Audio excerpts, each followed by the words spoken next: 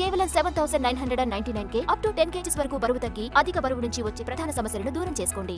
Pan India తర్వాత ఇప్పుడు టాలీవుడ్ లో పాన్ వరల్డ్ ట్రెండ్ కనిపిస్తోంది. భారీ సినిమాల్లో హాలీవుడ్ యాక్టర్స్ ఎంట్రీ ఇవ్వటం కామన్ అవుతోంది.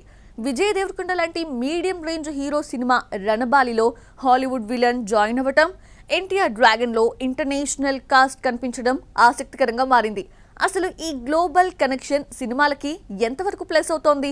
ఒకప్పుడు మన సినిమాల్లో ఫారెన్ యాక్టర్స్ కనిపించడం చాలా అరుదు.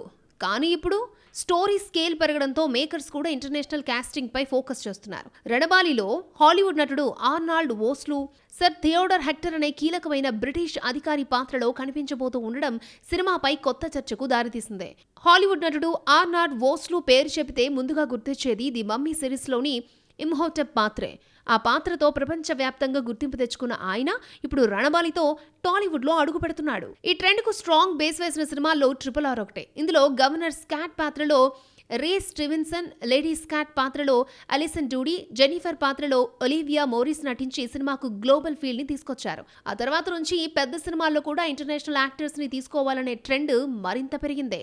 ఇక ప్రశాంత్ నీల్ తెరకెక్కిస్తున్న డ్రాగన్ లో కూడా పలువురు ఇంటర్నేషనల్ యాక్టర్స్ నటిస్తున్నారు. మూవీ వరల్డ్ వైడ్ ఆడియన్స్ ని టార్గెట్ చేస్తూ ఉండడంతో కాస్టింగ్ విషయంలో హాలీవుడ్ యాక్టర్స్ ప్రెజెన్స్ కీలకంగా మారింది. బెండెక్ట్ గ్యారెట్, అలెగ్జాండర్ మిజెవ్, ఎంటు దుజేలో గ్రూట్ బూమ్ లాంటి అంతర్జాతీయ నటులు కీలక పాత్రలు పోషిస్తున్నారు. కథ పరిధి పెరిగే కొద్దీ ఇలాంటి కాస్టింగ్ కూడా పెరుగుతున్న సంకేతాలు కనిపిస్తున్నాయి.